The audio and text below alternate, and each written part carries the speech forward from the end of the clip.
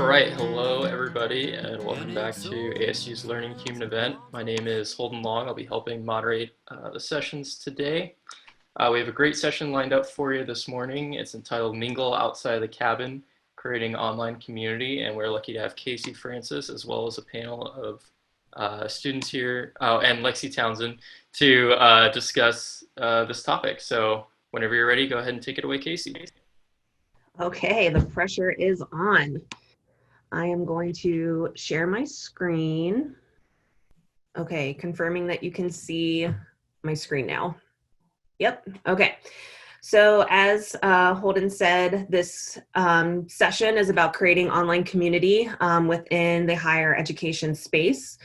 Now let's see if I can switch screens. Oh, there we go. My name is Casey Francis. I'm the Assistant Director of Student Engagement for ASU Online.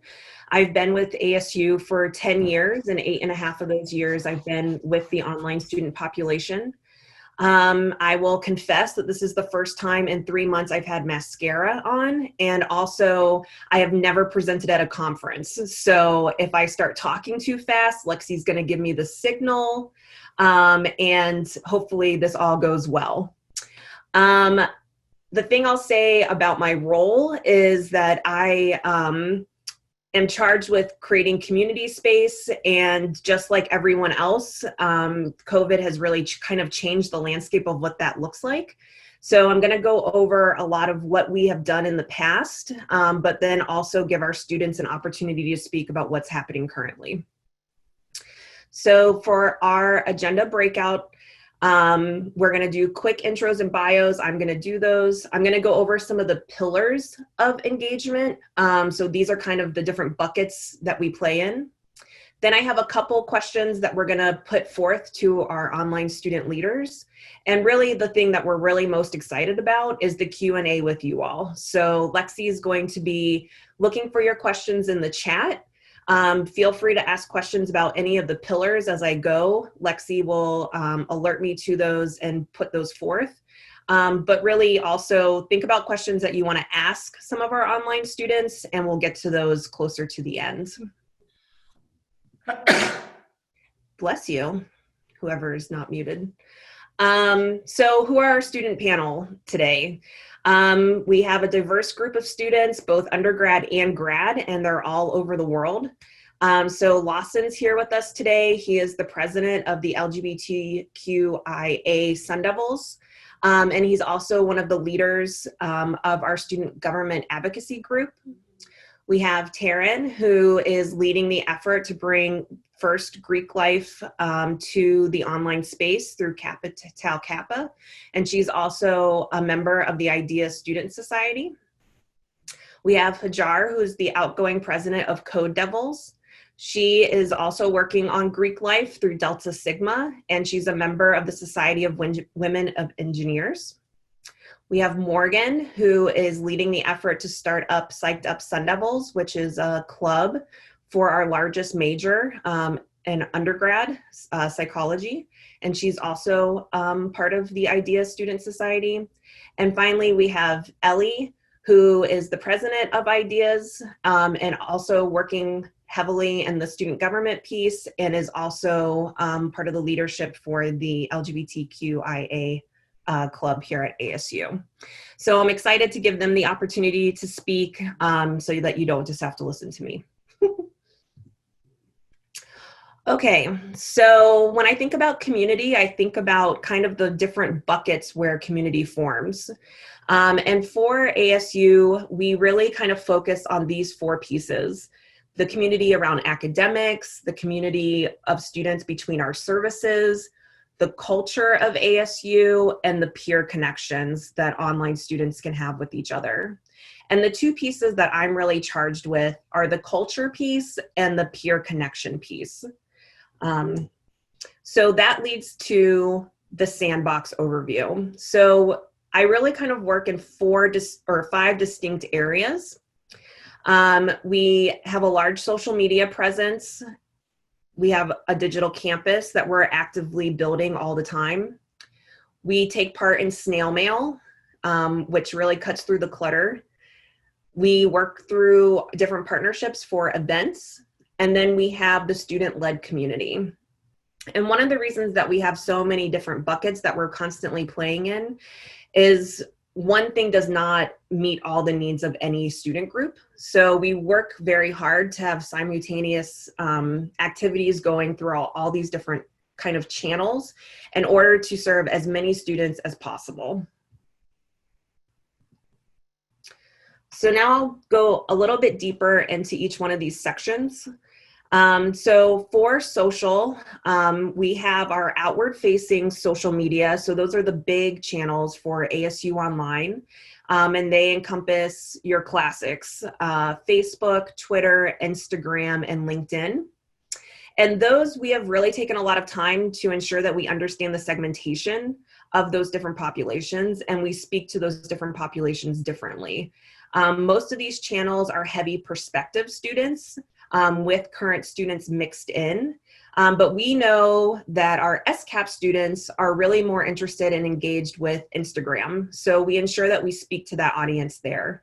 We know current students are really looking at our Twitter feed. So we ensure that all of the updates for the academic calendar, news that's happening around the university are being posted there. We also have the private facing piece, which are private groups that we host underneath our ASU Online Facebook page. Our most successful one is Sun Devils Connect. And that group is for current ASU Online students. And it's a place where we have set them up so that they can speak to each other in the same way that you might have in your memorial union. So anything that is related to ASU is welcome to be placed in the channel. We have about 6,100 students that are active in the channel at any given time, and they post about 60,000 different engagements with each other every 28 days. So it's a really active group, and it's been put into our student life cycle so that students are driven there through our communication channels.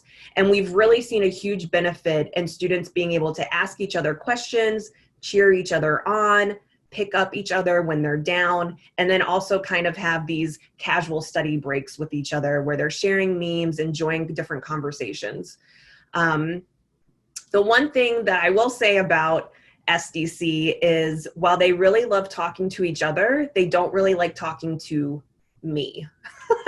So when I post as ASU Online, we tend to get very little engagement, but we do use the channel for announcements and encouraging them to go to events. But as you can see, here's a post that we recently put out looking for participants in a welcome video. It got 7 engagements, which I was actually very proud of. But then another student can easily put out and trump me every time with, do you have a good study playlist? I'm having a tough time concentrating. It gets so much more engagement when the students are talking to each other. And so that's really that community building piece that we're actually looking to obtain within Sun Devils Connect. Next, I'll go into Digital Campus. So the ASU Digital Campus is made up of a number of technological infrastructure that we use in order to help students get the business of getting their degree done, but also to provide them with engaging opportunities with the brand and hopefully with each other. So these things include Slack, they include Zoom, they include the ASU mobile app, the My ASU portal where students go in to get their classes done. And so within all of these different technological infrastructure pieces, the thing that I really sit on these committees for is to ensure that we're giving thoughtful features that are specifically applicable to the online population. The other thing that we really work on is consistent messaging throughout all these channels, that it has the same tone, and we're really looking for the personalization piece. So a recent example of this is SCAP, so our Starbucks College Achievement Plan. They just had a new piece come in to their My ASU Finances page that really talks specifically to them about their SCAP reimbursement from Starbucks. So we're constantly trying to think of what can we do within our infrastructure that will make lives easier for the students, and then, you know, a team of us work towards getting those implemented. Snail mail. So I think snail mail sometimes is really interesting to people. I actually get the most questions about snail mail, but we use snail mail sparingly. It's hard to measure the return on investment, but we have implemented a couple different ways that we try to do this. And we always try to include a strong call to action within the snail mail. So I'll go ahead and show, here are some of our swag sends.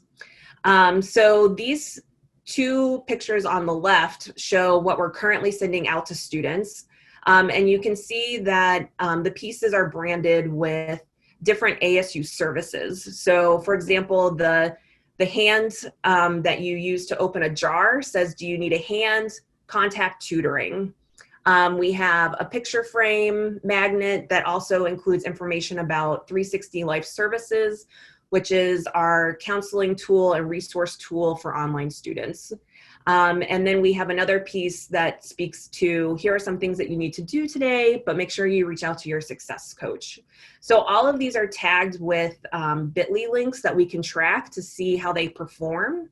And then of course we have the spirit piece, which is Sparky, that just kind of brings the joy element.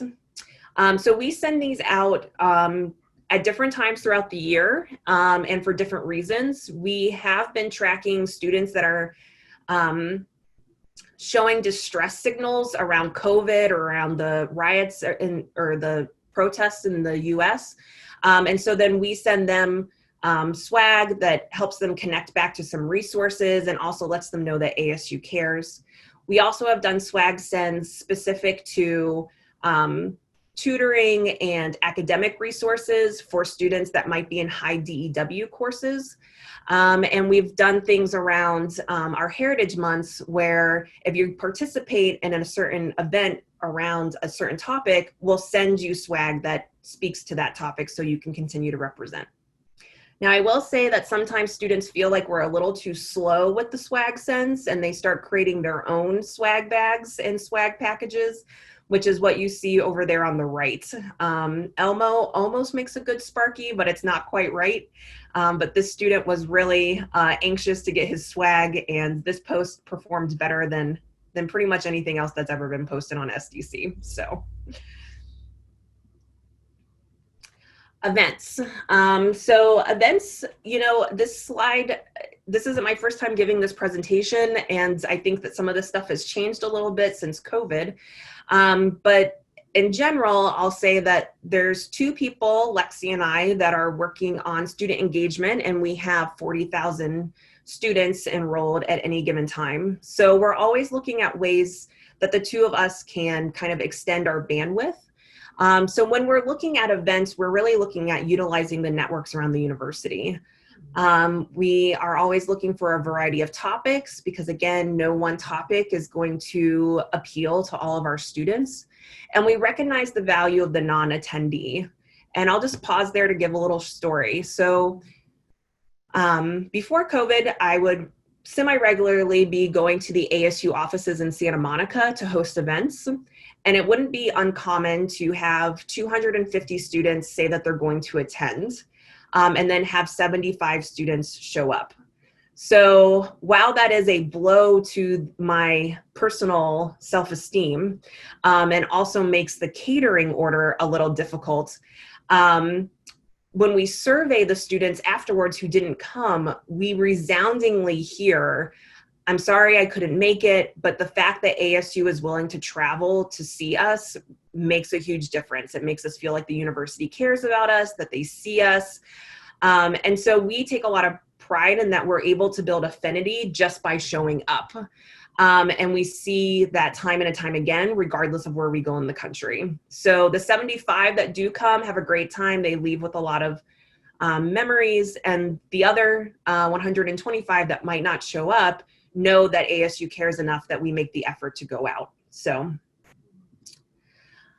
digging in a little bit deeper here. So one of the biggest things that we work to do is to bring face-to-face events online. So this means working with our partners throughout the university, like our career and professional development services, to bring career fairs online. We look for opportunities when the colleges might be going out to local events that we can host something specific for them, but then also kind of broaden the range so that other online students that might fall outside of their purview can get involved. We've done things where we have live streamed lectures that are happening on campus.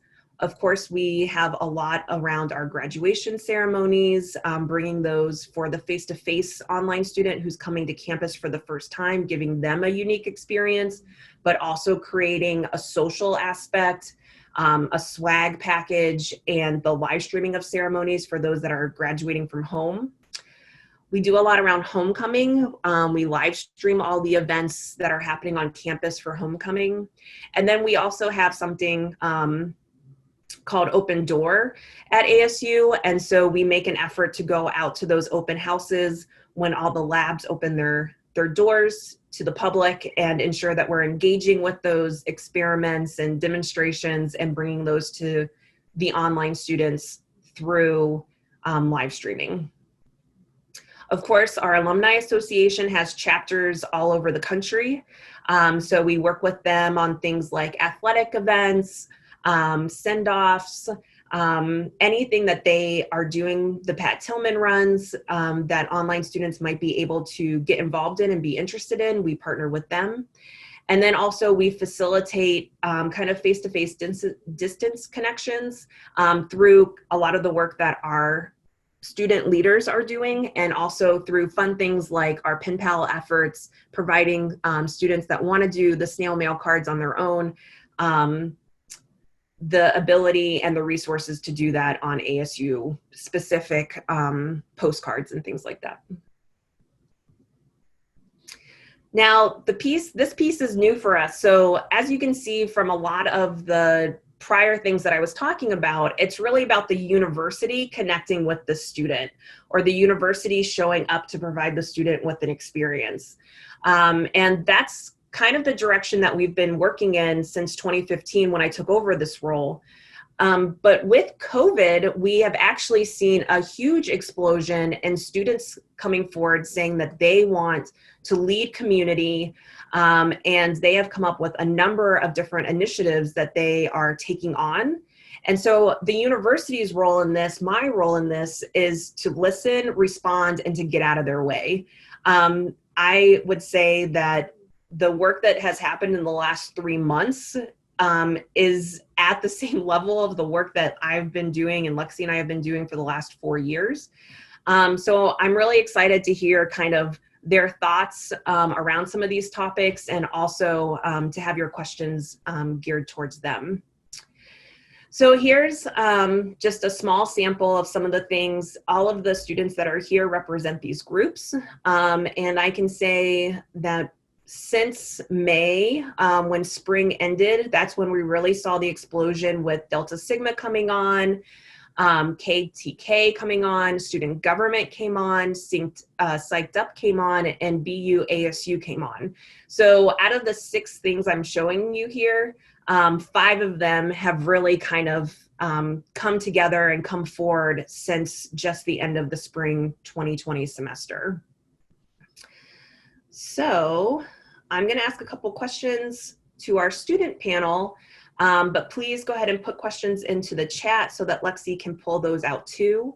And just a reminder of who our students are. All right, student panel, are you ready? Here we go. So my first question to you all is, 10 years ago, the perception of a student earning their degree online was that they weren't interested in, quote, the full college experience. Can you explain if that was your perception of attending college online and why it's important to change that narrative?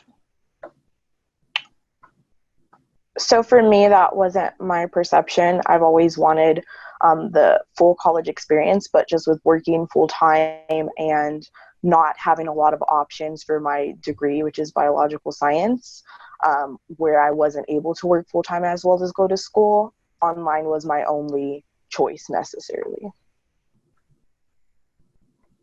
I think personally, I think the online student is almost always looking for flexibility. Like that's why we go online. When we say we want something different from the on-campus experience, we generally mean flexibility, right? So providing the option to the student, providing more options to the student, whether they want to engage with student engagement or like clubs that we're providing virtually, or they choose to opt out. I think giving them the option is what matters. So I think the question should be like, how can we provide options that are flexible to the online students? I would second what Hajar said, and also I would ask back, 10 years ago there was the perception that online students weren't interested in engagement, but 10 years ago, was there an opportunity for online students to have engagement? How do you know somebody's not interested in something if there's not an opportunity for them to explore it? And the other argument that I would make with that is that the population of students at ASU Online is vastly different than your typical demographic that you would see on campus.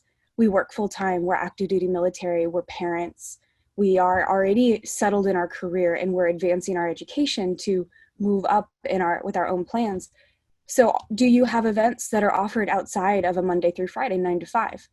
Because my understanding and perception is, particularly with working with the student organizations, is that as soon as we open up our times and availabilities beyond that traditional time block, our engagement soars. We also see that with Sun Devils Connect, which you run at ASU Online. Some of the most active times can be, at the evening when people are getting off work. As a student myself in online, I don't know that I ever had an opportunity to know what I was interested in because I didn't see the opportunities out there. And I went to college for an education, so that was my primary drive. I was very much engaged in student life and my community, and when I was like in high school and then community college before I transferred, I would have continued that if I had seen it. But short of that, my default was my education, which is why I went to college. So I'm really glad that there are opportunities to have that outside of the traditional college experience at ASU. One of my deciding factors for coming to ASU, and I spent a lot of time with like the entrance counselor trying to figure out where their student engagement opportunities. So I transferred from a really large state university where any student engagement opportunity that you would like was available. So like if you were interested in yo-yos, there was a club for yo-yoing for you. It didn't matter what you were interested in, there was something for you. And I just kind of wanted to make sure that I could have a similar experience, that there were opportunities for me to do research, there were opportunities for me to participate and to build this well-rounded student and to be able to move forward to going to graduate school and really having those same opportunities that were replicated from a ground program so that I could be a competitive student moving forward. So it was really, really important to me. So I'm happy that those opportunities are there and that we are creating even more of them for students. I think it's important to recognize that there's so much diversity in the reasons that people do things, including attending, an online university or taking primarily online classes. And, some of those reasons can be cost, not having to, worry about paying rent or living in the dorm. For some students, and for myself personally, kind of the anxiety of being on campus kind of played into, some of my anxiety that I have. And so I think a lot of students want that traditional, college experience, and they just need to be given the opportunity to be able to participate. Lexi, do we have any questions from the crowd? Yeah, so it looks like we have a question from Laura, and she asked, What seems to be the ideal length of time for live online events or engagement? Go ahead, Ellie. Well, from the student club aspect, I would say it varies on the event. Within ideas, our typical length of an event is 1 to 2 hours. However, I will say that there have been times that we have stayed on just talking for 4, 5, 6 hours. That doesn't happen very often because we're all very busy. But our engagement on casual events, just talking, sitting and talking and connecting, particularly since Ideas is an online club for science students, really soared with COVID. Our engagement matches the needs of our student population is probably how I would answer that. But typically we do an hour or two in our scheduled events if we have guest speakers or club events or study sessions or meetings. Our meetings tend to be shorter than an hour or two. We record them. They're more of our catching up and our planning sessions. Those don't tend to go as long. But social engagement can be much longer. I have to follow up. Oh. Sorry, Taryn. I have Go to ahead, Taryn. second. I'm sorry. You're fine. I have to second what Ellie said. It just kind of depends on the type of event. I know with Kappa Tau Kappa, there's been events that we've had for 2 or 3 hours just so people in different time zones can join in for a little bit after they get off of work and things like that. Or even just like Ellie said, just talking and hanging out with each other. So it kind of just depends on the type of event and what you're planning, whether it be a game night or watching a movie together or any type of thing like that. I will say that the work that goes into establishing a student organization is very time consuming. And so like we've done with LGBTQIA Sun Devils and Allies and what we're currently doing with the online student government advocacy group is, you know, students are devoting significant amounts of time into these organizations because they want to see it represented. They want to see themselves represented in an online community. Hajar.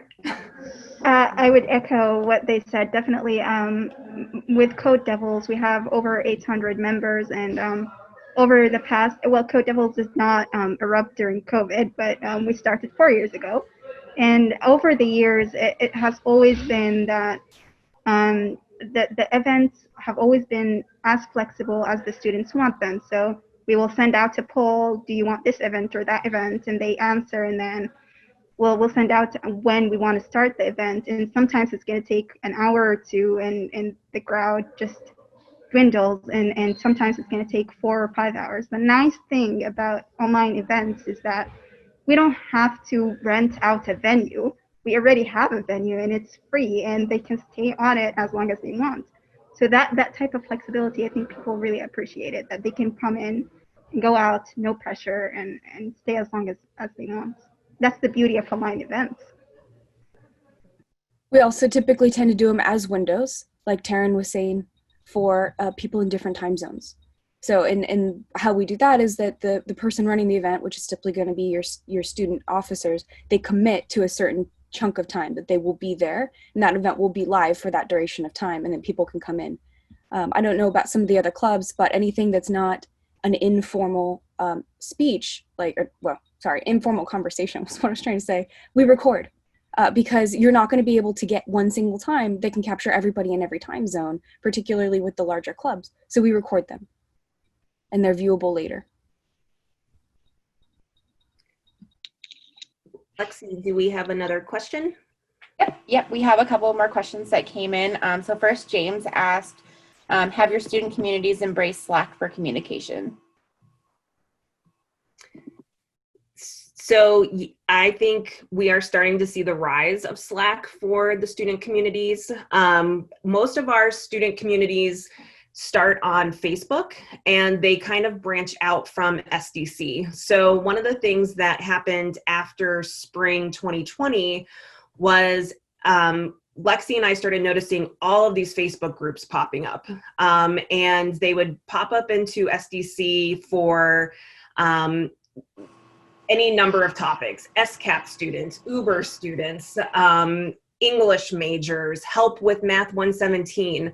And they would fall throughout the feed, and then they would kind of in most view disappear. So what Lexi and I started doing was collecting all of these student Facebook groups and putting them in our files section within SDC so that incoming students would be able to find these groups. Then we also reached out to the Facebook groups and we created a new subset of clubs at ASU called the pre-club. So there's different levels of benefits based on the amount of work a student group is able to put into their group. So if they aren't up to the task of what Lawson was talking about, of creating a constitution, of creating bylaws, of having elections, we have them fill out a simple Google form that where they acknowledge the student code of conduct and things like that. And then we go ahead and put them into our Sendable Sync, which is Campus Labs, infrastructure under the online umbrella. That way other students can go ahead and find these groups even though they're not full-blown clubs. Now, full-blown clubs starting this year will also be eligible for funding. They get more advertising space within the ASU community. And so and they get Slack channels. So we're starting to see more and more students filling out the paperwork and going through the steps in order to have Slack channels within the ASU grid, so that they can connect there while also having access to their courses that are in the ASU grid, or their success coaches that are in the ASU grid, or other services that are coming online through that platform. That's the university response. I would like to brag that Code Devils was on Slack way before ASU Enterprise was on Slack. and we're big Slack fans, and we do use Slack a lot. We use Slack for everything, and it has been, we're also put on the beta Slack as testers, and we always have feedback, good and bad. So it's been a long journey with Slack, I would say, and over the years, watching it grow and develop into something that not only fits work environments, but also clubs and student organizations has been really great. I think Code Devils wins here for Slack utilization, but Ideas has a Slack workspace as well. The opportunity to have a Slack channel through ASU Online and within the board, like you were talking about, is tremendous. But we had already started a workspace, and the unique part there is being able to separate out conversations based on topic, based on major, based on career plans, and then as well, it's something that's being utilized in the professional world. So the opportunity to bring our students into that and get them familiar with how to use it and how to network within it is a really powerful tool that we can then give back to our students to help prepare them as well when they move forward. I saw Allie from Slack on this session, so I'm sure she is giving herself a pat on the back, as she should. Lexi, do we have another question? Yep, we sure do. So Aaron asked, can you give some examples of different kinds of online events you've hosted and what tech you've used for them? For example, how do you run an online game night or movie night? So with Kappa Tau Kappa, we did a Cards Against Humanity online game night. And there is actually a website that you can play with a number of people. And then we just kind of had Zoom on the other side where we can actually see the people we're playing with and talk with. And we actually have used breakout rooms to make sure it's not too overcrowded in the main Zoom room. With movie nights, we have done watch parties, and there is a couple of online sites that you can use, like Netflix Party and things like that, just to have people join in and see the same movie at the same time. BU has had a few events, and we host our events over Zoom primarily. We've had like a bingo night. We've had a history chat where a PhD student from ASU came and gave like a history lecture on LGBT history. And so we had a lot of events for Pride Month. Like we had a rainbow party where people dressed up in Pride colors, and they would just come and, chat with each other and with, whoever was at the event, show their pets off to the camera. So it's a really good opportunity to be able to connect with the students. Ideas has done. Oh, go ahead, Morgan. Sorry, Ellie. We did a back to school night where we talked about our classes that we were having at the beginning of the session and just kind of had a chat. We did a virtual meet and greet. Right now, our primary technology platform is Zoom. It's been really helpful. Ideas has done a number of events. All of our social events have been through Zoom for this. This is what you get, and it's awesome. And additionally, we've done our guest speakers through Zoom as well. And I would like to argue that that is a tremendous way to get a guest lecturer or a guest speaker, because what we are asking from these people to come speak to us is far less. We are not asking them to travel. We are not asking them to stand in front of a room and speak about themselves. We're asking them to call in from the comfort of their home or their office with whatever background they want and talk to us about their experiences. We've been very successful in bringing people in to talk to the club. And doing that in an online setting, I think is a plus. And this is pre-COVID, that this would be my argument as well. But additionally, it's allowed us to maintain all of our club activities and running completely unchanged, with the exception that we've increased frequency. The other thing too as well is being involved in ASU Online student government has been able to bring a massive amount of people from across the world together to plan and create the structure of government amongst ourselves. And that's been done through Zoom too. But we've also utilized Facebook and Slack. And really, I think any of these student engagement groups, it's the culmination of all this technology and how we can use each piece to our benefit. What can we pull away from this platform is great for engagement. This platform is great for video chatting. And this one, and like Taryn's talking about, the more like the social aspect, Ideas is still exploring some of that, but it's how do we bring it all together that dictates what is successful and useful for each organization. Great. I think one of the more successful events that we had at Code Devils was definitely the virtual study hall, which is something similar to what we would have on campus, where people get together at a student center or at the Memorial Union and get together and study together. So pre-COVID, it used to be our small online group of no more than 30 people who would get together and work together. But after COVID, I think we witnessed a flock of on-campus students who were used to this format on campus and wanted the same opportunity. And so they joined us simply to be on those virtual study halls. And it has worked very well. I think there is a time where everybody falls silent and works. And there are times when people just start chatting a bit and then everybody goes back to working. So I would argue that for every on-campus event, there is definitely an online or a virtual alternative. I would agree with that. And Hajar, that actually was a really great lead into our next question. And so this question actually is directed toward you, Casey. Brittany says, Casey, are you able to speak to the differences and similarities between the online engagement communities for ASU Online students and the virtual engagement that came about as immersion students at ASU went online after COVID-19 using ASU Sync? So that's a good question. So one of the, and Lexi, tell me if I'm not actually answering the question. So one of the things that Lexi and I have come to realize is that people kind of think that we are programmers and student engagement programmers, and we really actually don't program that many events for students. We really facilitate more of what's happening on campus and also provide the tools for the student leaders to do the type of programming that students are actually engaging with. I think the piece that I was going to tack on to what Hajar was saying is, if ASU Online hosted a study room, I think, Lexi and I would be talking to ourselves.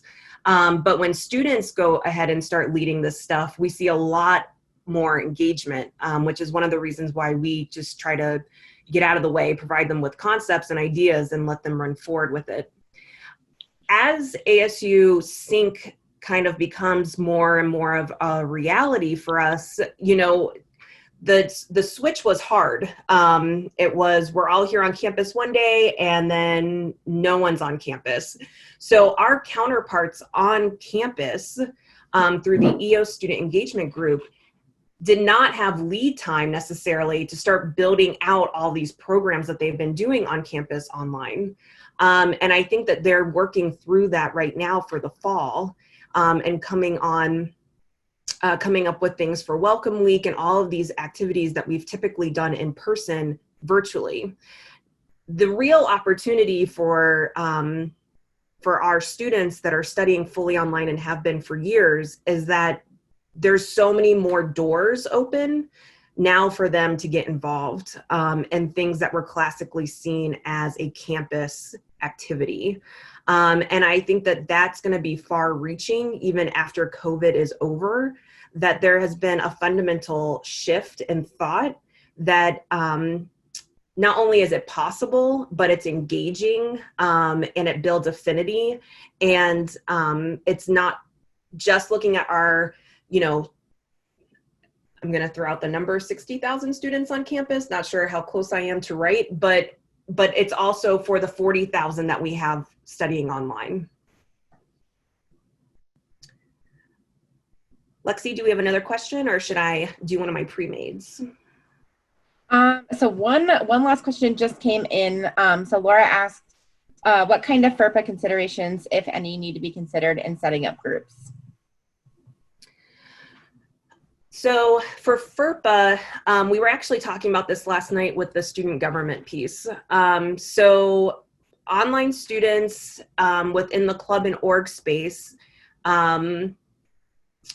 it's written into the guidelines, into the handbook, that as long as you're in one credit at ASU, you're eligible to enroll in any club. So students in the club space don't have access, obviously, to enrollment of individual students.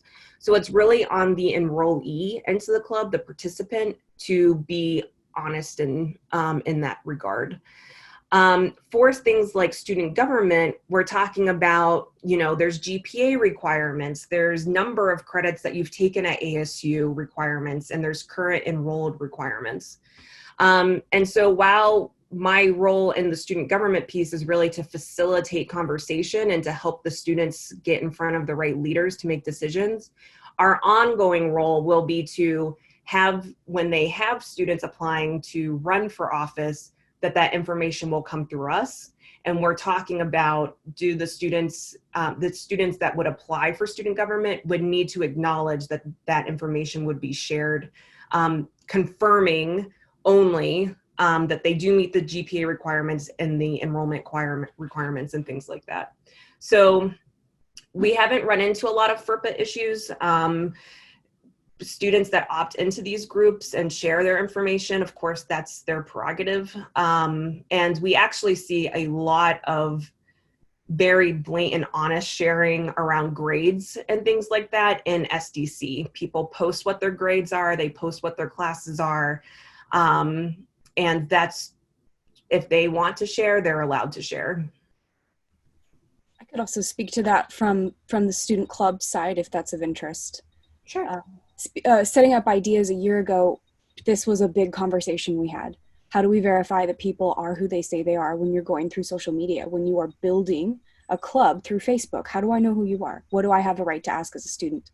And what I will say to that is that Sun Devil Sync gives legitimacy to it all, because we run our club from Sun Devil Sync, and that's Org Sync. Is that the right universal name for it? Org Sync Campus Labs. Yes, yes, thank you. And the purpose of that is because only an ASU student or somebody with an ASU right can get into that organization. They have to be signed in, and we don't handle that as clubs. So what we do is we say, when you request to join through our Facebook or Slack, we ask for your ASU right email, because that is public in the student directory, and that is what you use to sign on. So as students, we feel comfortable asking other students for that. We don't ask for student IDs, we don't ask for posting IDs, we don't ask for demographics, we just ask your name at ASU and your ASU right so that we can match you up. And what we do in Ideas is, if you're in Sun Devil Sync, if you're registered with our organization, you're in our club, and then you get access to our social media pages. If you request to join our social media pages, you have to go join us through Sun Devil Sync first. And that's how we can maintain legitimacy within our club to be sure that our students are or have been ASU students without stepping on FERPA, because that's a headache nobody wants. And as far as the 1 credit unit for ideas, we've gone with the honor system on that. However, for our officer positions, we have a requirement of 6 credit units during the semester. And so what we ask is that applicants voluntarily submit a screenshot of their enrolled units and their GPA. And that's completely voluntary. We've never had an issue with a student not wanting to submit it. Typically, being an academic club, by the time you have somebody wanting to apply for a position, they understand why we're looking for students who have done well academically to be leading our group. In addition to what Ellie said, I would like to add that with Delta Sigma, we've had this discussion as well. Well, do we ask students for grades? Do we want to accept students who are doing well academically? And personally, I have been very adamant about not asking students for their grades. It is none of our business, number one. And number two, we should be open to all students. It doesn't matter what your grades are. These clubs are there for people who are struggling. And it's there for people who are not struggling. Like it's there for everybody. But if we start alienating the people who are not doing well academically, then who are we really serving? So in my opinion, we just don't stress over these requirements of oh we want people who are doing well academically or this or that. Instead, it's more about are you really an ASU student? Period. If you are, you're welcome. I kind of want to echo what Casey said about the students being pretty much open, you know, at least in some students in like Sun Devils Connect, where they will like share screenshots of like their grades or their GPA or whatever. And I think that students really connect over, you know, sharing their experiences with taking classes, because, you know, some students will share and they'll be like, oh, that class was so difficult, but I survived it, I did it. And it allows students to connect, you know, and even if students don't necessarily do so well in a class, it just builds like this sense of community where, you know, other students can chime in and say, oh, I struggled in that class too, but I did really well the next time around. And I think students just really connect over that. From what I've been able to see, a lot of the students actually enjoy like sharing class lists and grades and stuff like that, because it kind of builds that community. It makes it real, you know, it's not sugarcoating. Everything is easy peasy, you know, it shows the struggle. And, you know, we have students that talk about their struggles, I mean, currently with maybe homeschooling their kids and keeping the balance with online. And those are whole, you know, conversations that might be keeping students in classes, just knowing like I'm not alone in this. So personally, the best part of my day is logging into SDC and seeing students encouraging each other. So I find that to be a very powerful tool.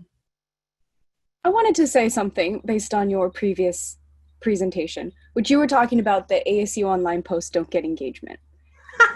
Don't cut yourself short though, and here's what I'm going to say with that. You guys send out the swag, and that is very popular. It's very loved. That swag gets sent out to other students. There becomes like a stream of posts of people being like, hey, I got swag 2 months ago. Does anybody want this? Just send me a private message and I'll send it to you. So you may not always see like an initial bump in student engagement with what you are doing, but it has waves and it does have an impact. Well, so ASU Online may have that like, I'm your parent and I'm going to like talk to you right now. And everybody's like, yeah, okay, whatever. But like we're listening. And it has an impact. You're bringing value to my life, Ellie. Thank you. You bring value to the student's life. I have met 4, if not all 5 students here through Sun Devils Connect. And then we've gone on to create clubs. I don't think the clubs would be where they're at. I don't think student government would be where it was at if it wasn't for Sun Devils Connect and the student engagement that you set up first for us. Well, and to the staff members on this call that might be interested in that type of infrastructure, I'm always, you can reach out to me and I can walk through this, but I will say that we started SDC in 2017 and it really started taking off in around 2019. And so it wasn't like we set it up and 6 months later we had all of these student groups exploding. It's been a good steady drip, and it's really been looking at what is the student experience and life cycle, and how do we plug in this community group throughout their enrollment comms, throughout their orientation process, throughout their success coaching experience, in order to kind of really generate the swell of students coming into that group to make these other things happen. We tried a top-down approach for clubs for about 2 years, where I would see a student being active in some capacity at ASU, and I would reach out to them and say, hey, do you want to start a student club? And it was crickets. You know, it really came from the bottom up of students saying, you know, I really want to start this random group. And some of them are random, but it's supporting even the most out there ideas that I never would have come up with, like Sun Devil Choir, you know, things like that. Like just saying like, yes, we're going to say yes to everything and we're going to find a path for you to move forward. But all of that really did come from Sun Devils Connect, and it was free. And that's huge, you know. I see Holden, so. Yeah, I was just about to have to cut you off. Any final thoughts? This has been a great experience. I'm so happy this was my first conference presenting, and I couldn't have asked for a better group of student panelists. They did a lot of prep work for this, and so I really appreciate all of you and your work to further the Sun Devil community.